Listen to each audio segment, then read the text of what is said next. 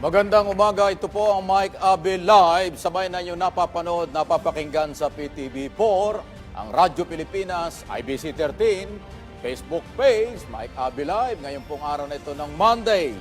Ngayon po ay February at rest na po ng ating 2025.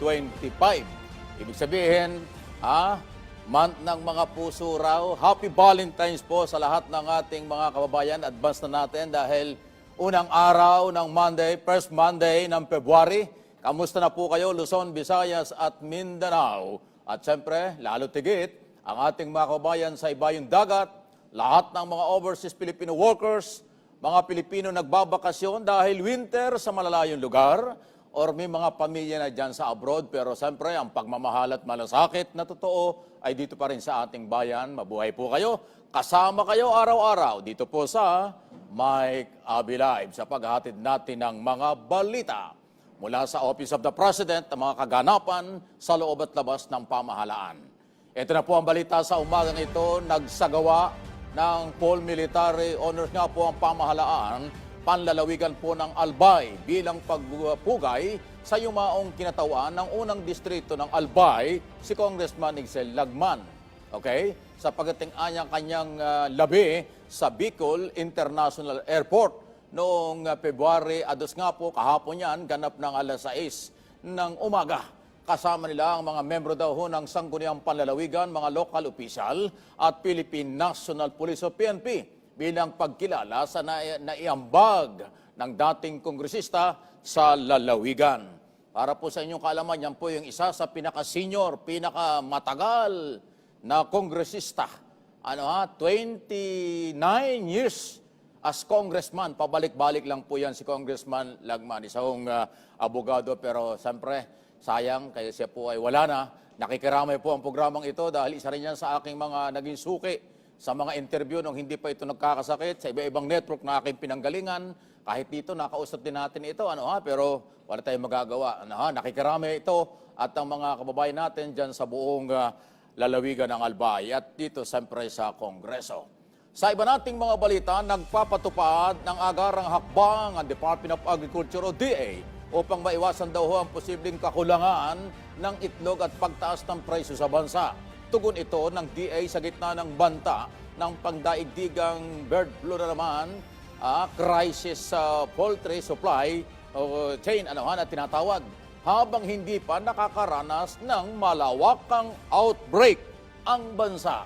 Nagbabala na ho ang Department of Agriculture Secretary John Laurel na maaaring harapin ng bansa ang kakulangan ng supply ng itlog sa unang bahagi ng Abril. Pambihira naman yan, itlog lang, magsusul pa tayo, kahit siya nabubuhay ang manok. Mag-i-import na naman tayo? Talagang nag-aamoy importation na naman itong mga paliwanag ng mga kinaukulang ito, Upang matugunan daw ang iso, pinabibilis ng DA ang pag-angkat. Ayan na nga ba? Huling-huli talaga sa isda.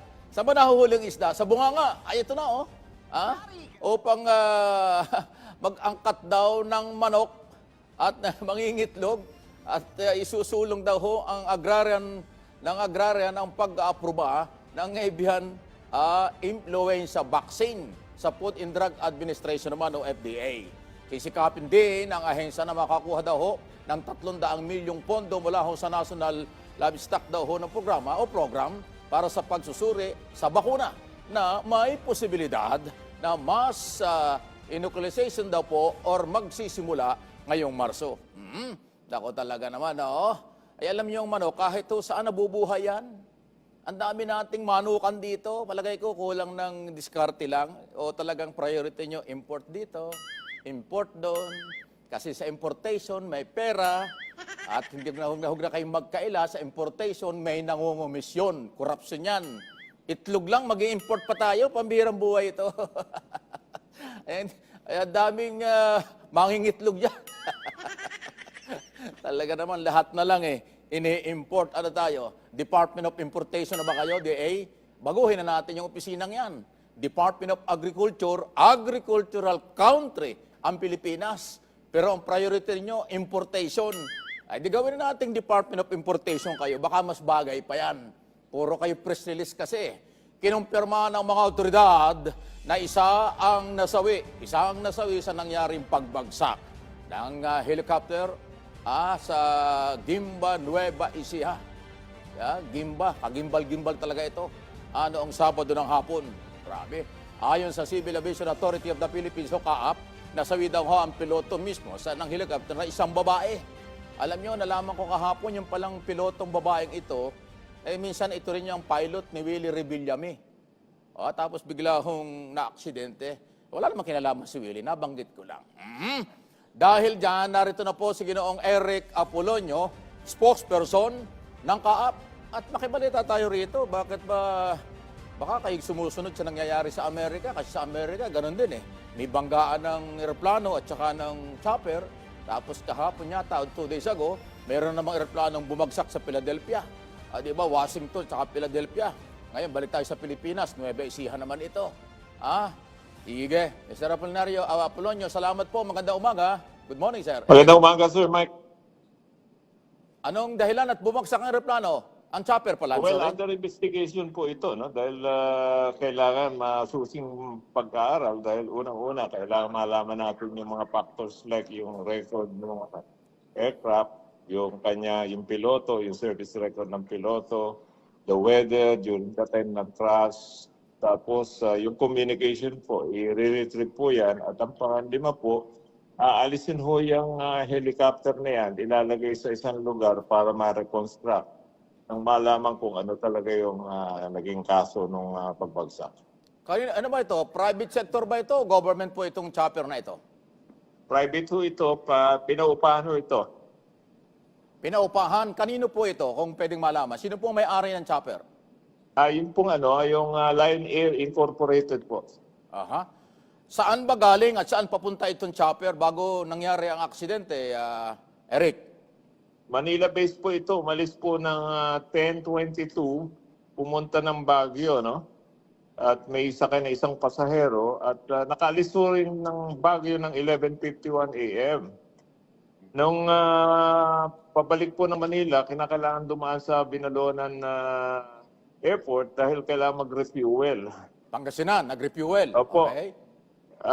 Nakababa ito ng 12:05. But nung paalis na, nung magkargahan na ng fuel, nagkaroon ng hard starting. Kaya nakaalis yung ng helicopter ng 4:30 p.m. lang. At after take-off nga po, doon nangyari yung insidente. Doon sa airport sa Pangasinan, hindi ba na-discover na may problema na o paano, Eric? Hindi po. Sabi ko na investigation natin yan. But itinuloy pa rin ng piloto para lumipad. So ilan po ang sakay dito? Yung pilot lang? Wala bang iba? Wala po. Siya lang po. At iba pa naman yung pasahero sa Baguio. Merong report, Eric, ito raw ay naghatid sa isang politiko at ang binabanggit si Senador Bato de la Rosa. Totoo ba yun? Inihatid sa Baguio, kaya nagpunta ng Baguio City, pumalik nga ng Pangasinan, diretso ng Maynila, na-disgrasya na. Totoo ba yun? Well, meron kasi tayo dito sa CAAP na Data Privacy Act, kaya hindi kami pwede mag-divulge ng name ng mga passengers sa manifest. Hindi ba pwedeng malaman kung sinong gumagamit at sumakay? Bawal ba yun? Bawal ho sa amin dito sa CAAP yun dahil hindi pwedeng i-divulge ang pangalan ng pasahero sa manifesto. Pero pag na-aksidente, ang kahit na sinong sakay, sakalang meron kayong otoridad na banggitin ang pangalan, ganun ba? Tama po. Pagkabuhay, wala. Hindi po. Politiko, bawal. Under investigation po kasi, kaya hindi kami pwede magbigay ng impormasyon tungkol dyan sa tanong nyo. Di ba ang eroplano, bago lumipad or chopper, may manifesto at nandoon ang lahat ng pangalan ng sakay at kung saan pupunta? Tama ba? Yes, tama po. Dalawa lang po naman sila ron sa loob ng aircraft.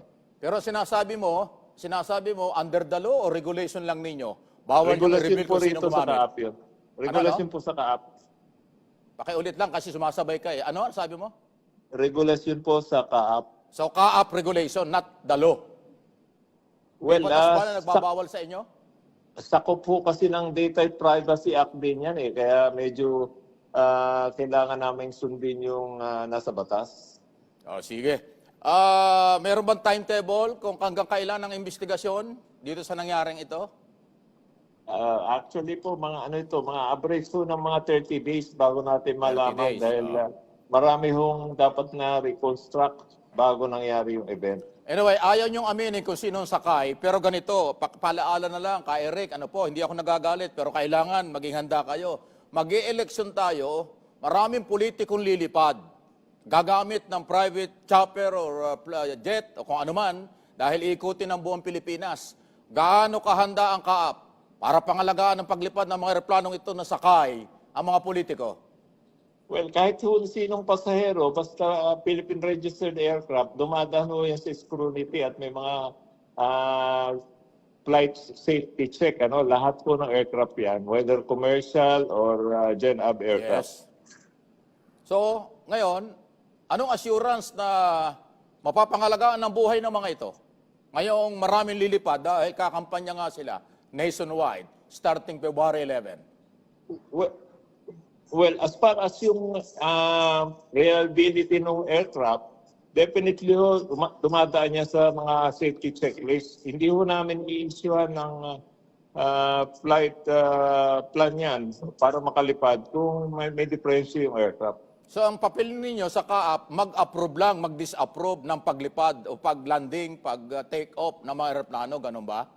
Hindi po, may mga checklist po kami na pinatutupad doon sa mga aircraft operator at meron kami mga check pilot na inimbestigan niyan kung nagko-comply sila doon sa requirement ng CAAP. So yung assurance kung paano 100% o 1,000% ang aeroplano bago lumipad, dadaan din sa inyo, Eric?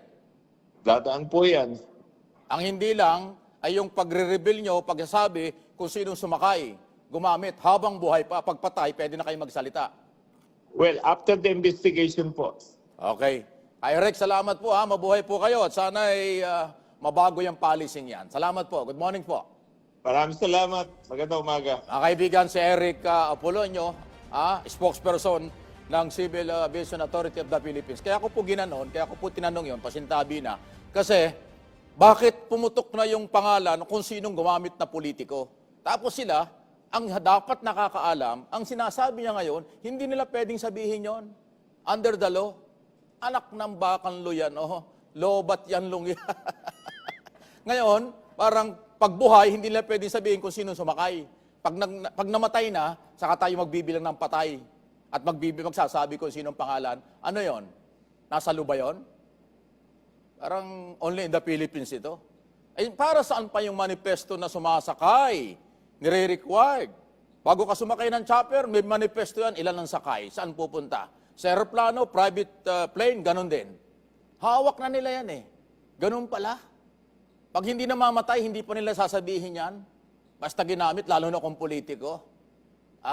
Senador Bato, totoo ba? Ito na lang ang tanong. Total, ayaw umamin ng CAAP. Ikaw, Senador Bato, totoo ba na ikaw ang gumamit nito? Nagpahatid ka sa Baguio City?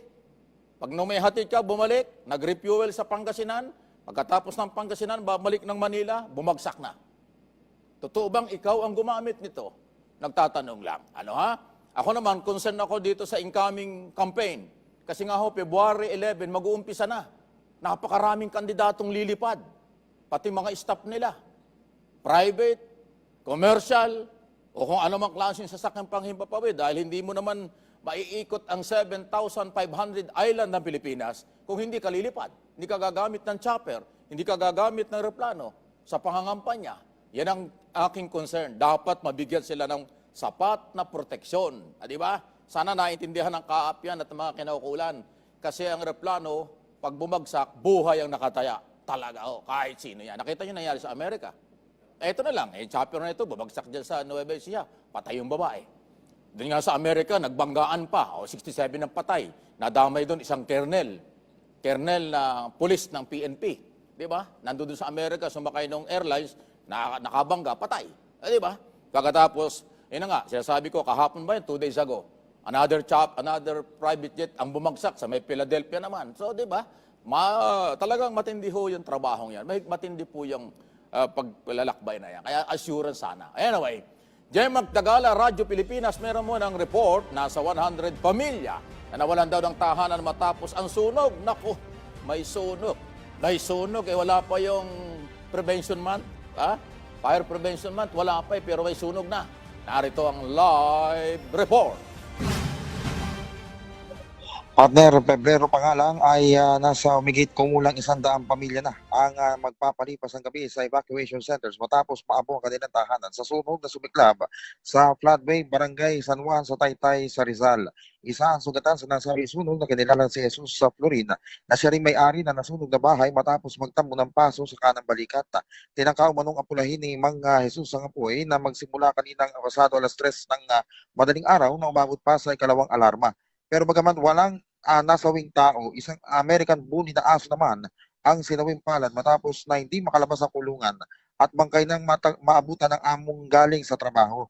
Ganap na napula ang ng BFP Taytay ang sunog dakong alas 7:04 ng umaga habang nagpapatuloy naman ang investigasyon ng sa sanhi at pinsalang iniwan ito.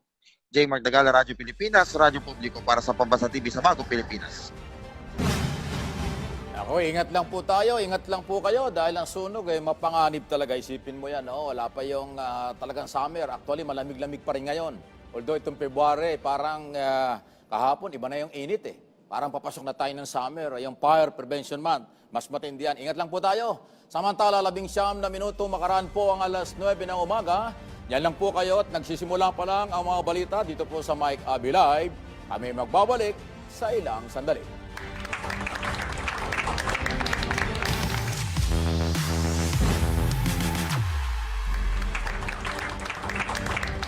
Bilis ng ating oras, 24 na minuto na po, makaraan ng alas 9 ng umaga ngayong ngayong Monday morning.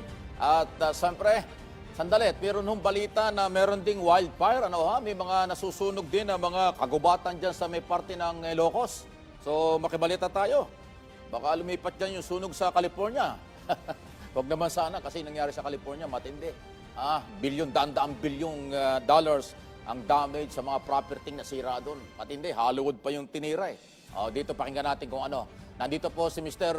Adrin Pagsulingan, spokesperson, Office of Civil Defense, Region 1. Ilocos nga po tungkol sa grass fire na ito. At ano bang posisyon ni Office of Civil Defense eh? Di ba? EOD. Magandang umaga po. Good morning. Good morning, sir. Good morning po sa mga taga-subaybay po natin sa ating programa, sir. Good morning po. Okay, good morning. So, bilang bang pagiging spokesperson, ano bang posisyon mo diyan bilang spokesperson? Ayun, sa Director, amin, sir, ako po, hindi sir, ako po yung Public Information Officer, sir, yun, ng Public OCD Information Region 1 Office, po. spokesperson. Yes, sir. Okay. So ganito, ano bang nangyari at kamusta na yung monitor nyo sa grass fire na yan sa Ilocos region? Ayun, sir. So, nung January 30 po, 2025, may na-report po sa atin dito po sa OCD na grass fire incident po sa may Barangay Barbaquezo, Carasi, Ilocos Norte po. Pero as of the moment, sir, fire out na po siya as declared po ng BFP Ilocos Norte since January 31, 2025 po. Kung ano po yung sanhi, kung ano, bakit nangyari yung grass fire po is under investigation pa din po at, as of the moment, sir. Pero kabundukan ito, wala namang nakatira ata doon eh. Kasi kung may nakatira doon, baka nahagisan ng upos na sigarilyo yung natutuyong dahon. Pero wala namang nakatira eh. May posibilidad ba na sinadya ito? Yun sir, hindi pa po natin masasabi sir kung ano po yung intention or kung sinadya ba yung fire incident na to sir. Pero tama yung nabanggit nyo kanina sir na wala pong residents doon sa area. So mga talahiban, mga puno lang po yung mga nandun sa area na po na yun sir. Gaano ba kalayo sa residential area ang barangay na binabanggit mong ito? Ilang kilometro more or less? Kung gaano kalayo siya sir, sa atin pong report sir, wala pong data on this sir, pero we'll get back to you sir kung gaano siya kalayo sir. Dapat Pero as of the moment sir, wala po tayong data sir. Dapat may idea kayo dyan kasi public information officer ka eh. Alam mo naman marami magtatanong. Dapat may idea kayo kung 5 Ayan, sir, yes, sir, kilometers, 10 kilometers, diba? At saka more or less nga kung anong mga dahilan. Anyway, wala pa lahat eh. Ganito na lang. Sa tingin niyo ilang hektarya or lawak lang nasunog? Kung dun sa gaano kalawak sir yung impact po ng forest fire sir, may estimated po na 287 hectares po ng land area yung naapektuhan sir. Of which dun sa 287 sir is may 50 hectares po na part po ng National Greening Program po ng DENR sir. Malaki palang property ito. Sa report sa inyo or pag-aaral nyo, ano yung damage? Ano yung mga property? Ano bang mahalagang tanim doon ang posibleng nasira o nasunog? Kung meron man. Yung gaya na nabanggit ko kanina sir, yung area po is puro talahiban and mga puno sir. Doon po lang tayo sir, yung affectation niya sir, yung 50 hectares po na part nga po ng National Greening Program ng DNR sir. Ang mga included po na mga tanim po dito is may mga coffee plantation po kasi sa area na yun sir. Baka kako, taniman ng marijuana yan. Di okay lang kung masunog.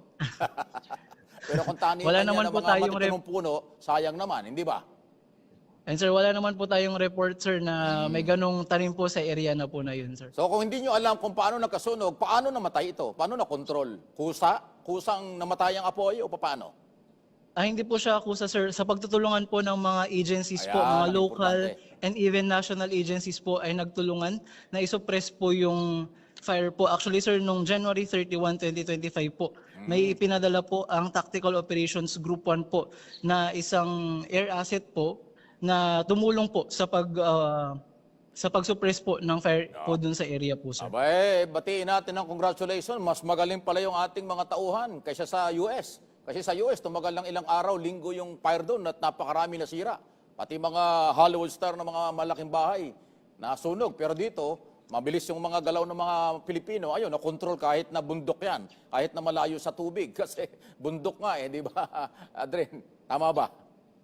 Yes sir, tama sir. Ayos, Sa pagtutulungan po ng mga agencies po natin sa local, regional, and national level po, napabilis po, naapula natin agad yung grass fire incident. So wala namang naging problema yung mga fireman or mga tumulong doon para makontrol yung apoy. Wala namang nasugatan, injury, kung ano man. Okay naman sila?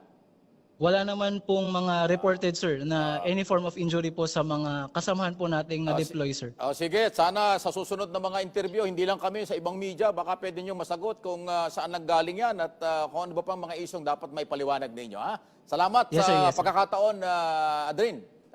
Thank Yes you. po. Thank you sir. Thank you po. Thank you. Pagsulingan, siya po ang Public Information Officer, spokesperson, Office of Civil Defense, dyan sa Region 1. Ayun, okay? So, part ng Region 1, kaya natin dinidiing mabuti ito kung saan nag-umpisa at paano kasi lugar yan ni Pangulong Marcos ang Ilocos. Bakit nagkaroon ng ganyang klase? Wala namang bahay doon. Wala namang tao ron. Kung residential yan, baka may nagtapon ng upos na sigarilyo. Di ba? O kaya merong lukulukong binusan ng gasolina yung pusa, tapos pagkatapos busan ng gasolina, ay hinagisa ng apoy. Di talagang susunog yan. Yan ang ginagawa sa mga squatter Akala nyo, hindi ko alam. Ang tagal kong reporter, kaya ako alam yan. Ginagawa yan pagka yung mga squatter hindi ma-demolish. Kukuha ng pusa, di ba pusa, takot sa tubig, bubusan ng gasolina. Pag nabusan ng gasolina yung pusa, saka sisindihan, magpapano ng apoy. Di may apoy na yung pusa, tatakbo yan sa mga liblib na mga bahay-bahay. Yan, nagkakasunog. Yan. Binabanggit ko ito, huwag niyong gagawin baka... Baka mamaya nakikinig sa atin, ay nakakita kayo ng pusa, bigyan yung busan ng gasolina. Delikado yan. Yan po yung ginagawa doon sa pagdidemolish. Kapag hindi nagpa-demolish yung mga squatter at lumalaban pa, yan ang simpleng ginagawa. Pero hindi ko na sasabihin kung sinong gumawa niyan. Reporter ako ng araw, kaya alam ko yon. Pero huwag na huwag niyong gagawin yon. Baka mamaya galit kayo sa kapitbahay niyo. Bigla nakakita kayo ng pusa, gano'n gawin. Huwag niyong gagawin yan. Arson ang aabutin niyo. Mabigat na kaso yon. Idea lang yan doon sa mga lumalabang mga nakatira sa squatter. Yan ang ginagawa ng mga, mamaya na, baka madulas pa ako kung sino gumagawa niyan. Kasi nung i-reporter ako, inaalam ko yan. Bakit nagasunog? Ito lang, Mike, ganito lang, hindi upos sa sigarilyo. Ito lang gagawin namin, tapos na yan. Totoo pala. Anyway, wala naman pusa doon sa bundok, doon sa Ilocos siguro. Tuloy ang ating mga balita, 2 barko ng Chinese Coast Guard namataan na rin sa baybayin daw po ng Pangasinan. Lumalawak talaga At sinusubaybay ngayon ng Philippine Coast Guard. Dati Masinloc, Zambales, ngayon Pangasinan, dati Palawan. Ngayon Pangasinan, lumalawak na. Ano kaya ang feeling nitong China? Baka ang feeling nila, kanila na ito. O baka naman naibenta na ito nung nakaraang gobyerno, hindi natin... kasi di ba, putok na istorya nung araw, meron daw agreement ang nakaraang gobyerno at ang People's Republic of China, may nagsasabing ang abogado niyan, totoo yung agreement, may nagsasabing wala, ay nawala na yung issue eh. Kasi nakakapagtaka na, sobrang lakas ng loob nitong China. Pinapasok ang lahat ng lugar natin sa Northern Luzon. Central at Northern Luzon. Kasi yung Zambales, dito lang sa Central Luzon. Ang Pangasinan ay di ba? Tapos Palawan, West Philippine Sea. Sobrang lakas ng kanilang loob. Anong ibig sabihin ito? Baka sila mayroong pinangahawakan dokumento. Baka nga naibenta na yan. No, kung sino mang taksil, traidor, makapili na government official before. Hindi ngayon. Kung sino man yan, huwag kayong magagalit. Ang magagalit, ang mapipikon, siguro guilty kayo, bahala kayo sa buhay nyo. Tuloy ang ating mga balita upang lalo anyang mapalakas ang kakayanan nito sa humanitarian mission daw ho, opisyal na hong tinanggap ng Philippine Coast Guard ang isang 55 meters vessel. Malaki-laki yata ang barko ito. Mula ho sa Philippine, galing Philippine Red Cross. Nitong lamang anyang Enero at 30 ng isang araw, pinangunahan mismo ni PCG Commandant Admiral Ronnie Hill Gaban at Philippine Red Cross Chairman dating Senador Richard Gordon. Seremonya sa tinatawag na Deed of Donation. Talagang i-donate na diyan ho sa may headquarters ng PRC, diyan sa Mandaluyong, EDSA, Quezon City. Diyan ho, sa may before Guadalupe yan, kung galing ka rito sa Quezon City. Nandun ang headquarters nila sa right side. Nag-donate sila ng kanyang barko, galing naman ni Gordon.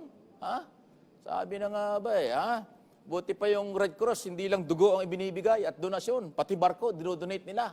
Sana lumawak pa ang inyong negosyo at saka pagtulong sa kapwa. Mabuhay ang mga taga-Red Cross under former Senador, now Chairman Richard Gordon. Index crime sa Mega Manila, Metro Manila, bumaba ng 19.61% sa unang buwan ng taon ayon sa National Capital Region Police Office. Ayon sa NCRPO, Acting Regional Director Brigadier General Anthony Abirin, ang natural anyang tagumpay ay dapat maging susi para naisin pa ang kanyang mga tauhan daw ang mas palakasin pa ang sitwasyon ng kapayapaan at seguridad dito sa Mega Manila. Sa pamagitan niya ng pagpapatupad ng kanilang tungkulin sa crime prevention in solution na maayos. Ayun, mabuhay ang PNP, NCRPO, napakalawak niyan, 16 na city at isang syudad ang Mega Manila. 16 na city at isang bayan pala. Ang nag-iisang bayan sa Mega Manila ay ang Pateros. Lahat city na, napakarami ng tao rito. Pero ayan, nakokontrol ng PNP. Mabuhay ang ating PNP. Magandang pabaon ito sa, ano nga bang balita kay PNP Chief? Kasi atres na ngayon Sa Friday, February 7, ang official retirement ni General Marbil, 56 years old. Pero may balitang i-extend, baka i-extend ni Pangulong Marcos, dahil nga siya naglatag ng mga programa para dito sa paghahanda sa ating eleksyon. Ma-extend siya, okay, di ba? Pero siyempre yung iba ayaw ma-extend yan. Pero kung anong gugustuhin ng Pangulo ay atin ire-respeto at dapat irespeto ng kapulisan nationwide. Sinusulong daw po ngayon ni Senador Loren Ligarda. Ano ito? Ang panukalaan niyang batas para bigyan daw po ng dagdag na mga benepisyo ang mga matagal ng membro ng Philippine Health Insurance Corporation of PhilHealth. Ang dami ng benepisyo ng mga yan. Bilyon-bilyon ng pera dyan Layo nito na anya'y kilalanin ang mga tapat na nagbabayad anya sa loob ng maraming taon sa magitan anya ng PhilHealth Members Recognition Program. Sa ilalim ng programang ito, magkakaroon anya ng point-based reward system kung saan ang mga membrong matagal na anya nagbabayad ng premium ay makakakuha ng puntos. Ayon, mga member pala. Ayos, kala ko yung mga opisyalis, lalaki na sweldo ng mga tao dyan. Kalahating milyon ng mga top executive dyan, isang buwan. Ay, yung mga member, tama lang yan na dagdagan ng benepisyo. Ang hinahanap kong implementation para makinabang tayo, yung Universal Healthcare. 2019 pa naging batas ito. Ang sinasabi ng batas na yan, lahat ng Pilipino ay dapat libre na sa ospital dahil lalagyan ng malaking pondo. Inisan na ilagay na pondo dyan, 200 bilyon.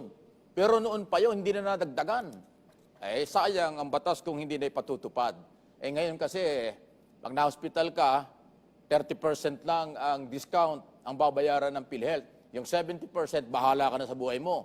Kung wala kang pera, di ho ka na lumabas ng ospital. Ganon. Mabigat. Hindi katulad sa ibang bansa, 100%, wala kang babayaran. Kung ikaw ay American citizen, Canadian citizen, o mayamang bansa sa Europe, merong 100% na insurance coverage sa kanila. Healthcare. Dito, ang healthcare natin, hanggang 30%. Parang 30% ka lang mabubuhay. 70% pag wala kang pera, todas ka. Ganon. Ang lupit ng buhay talaga. Sana magbago na kayo. Okay. Babalik pa rin po ang ating mga balita. Tutuloy natin ang marami pang mga balita sa ilang sandali sa aming pagbabalik.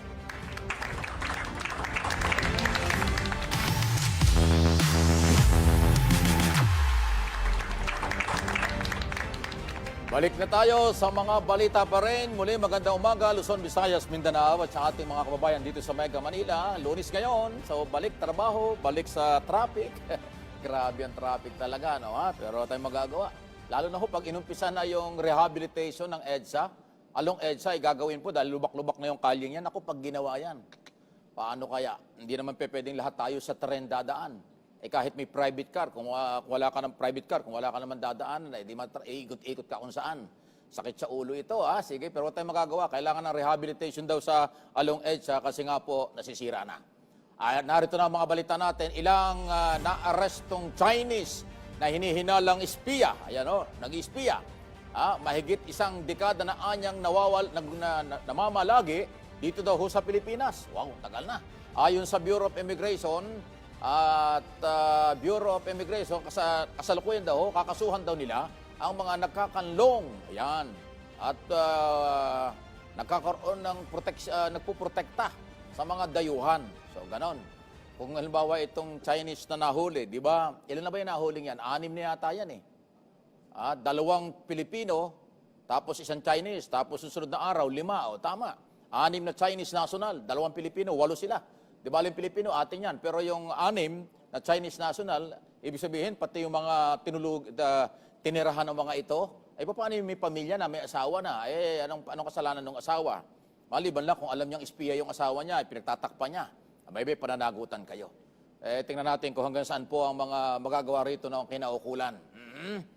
Anong tala? Bibigyan daw po ng Philippine National Police. Ayan ang karampatang pagkilala daw po ng angkop at parangal. Ito na yon. Si Colonel Gintino. Tama ba? Malabid. Ito yung namatay sa pag-uwi nito sa bansa. Magugunitang kabilang si Colonel Malabid ng mga nasawing pasahero sa American Airlines. Matapos naman bumangga ito sa isang military helicopter ng Reagan National Airport sa Washington, D.C. noong 1 linggo. Sa kaugnay pa rin balita, Department of Foreign Affairs nagpaabot daw ng pakikiramay sa pamilya na Pilipinong pulis na kasamang nasawi sa banggaan nga po ng aeroplano at saka ng chopper o helicopter nga po sa Washington, D.C. sa Amerika. Ang lungkot naman ito. Alam nyo, meron siyang kasama pang ibang pulis. Kaya lang pagting yata dyan sa US, naghiwalay siya, meron siyang ibang pupuntahan. Pero ito lang ang background na, baka sabihin nyo, bakit may pulis na nandyan sa Amerika? Ganito po yon. Ito pong si Malabid, tama ba? Ay chief ng supply, PNP supply chief. Nagkaroon po ng bidding, bumibili ang pulis ng bulletproof. Ayan, bulletproof, gamit yan ng pulis. So sa India binili yata yun, pero sa Amerika yata testingin. So bumili na tayo, marami yung bulletproof So pinuntahan niya doon. Parang inspeksyonin kung ano man. Opisyal lang biyahe, ibig sabihin. Kaso, sumakay nga na pong aeroplanong ito, bigla naman pong nagkaroon ng malaking aksidenteng ganyan na damay. So kasama si Colonel na pulis na Pilipino sa 67 na casualties. Walang nabuhay kasi doon sa banggaan na yan. Grabe yung pasalubong kay President Donald Trump. Di ba? Kaupo lang ni Trump. Ganyan ang nangyari. Ay, naku, ingat lang po. Napakahirap talaga magbiyahe. Okay? Kailan dasal pa rin po. Huwag kayong makakalimot sa Panginoon. Yan ang magliligtas sa atin sa lahat ng oras at pagkakataon. Mga balotang na imprenta ng COMELEC, umabot na sa mahigit 9 million. Aba, marami-rami na rin, pero kulang pa yan. 74 million yata yung imprentang balotang yan, 73 million. So nakaka 9 million pa lang. Kasi nga ho, marami nang na-imprenta, ay biglang ipinatigil. Kasi merong inihabol na pangalan na sinabi ng Supreme Court na isama sa balota. Ay kaya ho nabitin sila. Ewan natin, sana kayanin pa rin. Ay ano ngayon, February 3 na. Eh 9 million pa lang. Ay maliit na maliit, pang porsyento yan. Good luck kay Chairman George Erwin Garcia ng COMELEC. Nanindigan ng Philippine National Police o PNP na legal ang mabisang kampanya kontra loose firearms. Oplan Katok. Mayroon nga akong kampanya, Katok. Hindi ito tukhang, ha? Yung Oplan Katok, kakatok sa bahay nyo, boss, kayo ba ang may-ari ng bahay na ito? Kayo po may pangalan nito? Kayo po mayroong baril na hindi na i-renew, hindi na lilisensya? Ganyan, Oplan Katok. Hindi tukhang, ha? Baka mamaya, baka matakot kayo. Hindi po, Oplan Katok para sa mga loose firearms. Sa kabilaan nito ng patuloy na pagtutol dito at pagpapatigil daw po ng Commission on Election. Paliwanag ni PNP Brigadier General, Police General, Police PNP Chief. Ayun, sorry sir, Romel Francisco Marbil, walang pananakot sa kanilang kampanya dahil ang ginagawa rito ay personal na pagpalaalahanan ng mga pulis ang mga tukoy na may-ari ng baril hinggil sa kanilang obligasyon. Partikular na rito aya ang pag-renew ng kanilang mga license to own process firearms o LTAP o di kaya hinikayatin din ng gun owner na ilagak sa pangangalaga ng PNP ang kanilang mga armas kung hindi pa nila nare-renew ang kanilang lisensya. Ayan po. Totoo naman yan. Kung meron kang baril, tapos walang lisensya, isurrender mo sa pulis. Tapos iproseso mo yung LTAP, yung paglilisensya. Ayan. Pagkahuwa kasi walang proseso, tapos nasa inyo yung baril, illegal possession pa rin yan. Kaya humiganyang paghihigpit kasi mag-i-eleksyon. Meron yung COMELEC, COMELEC checkpoint tayo at kasama yung Oplan Katok. Iba po yung Oplan Katok kaysa Oplan Tukhang. Iba yan, ha? Baka mamaya, tukhang-tukhang na naman ito. Ayaw na namin yan. Hindi pa nga nabibigyan ng hustisya na tukhang namin o nakaraang gobyerno. Hindi po. Iba.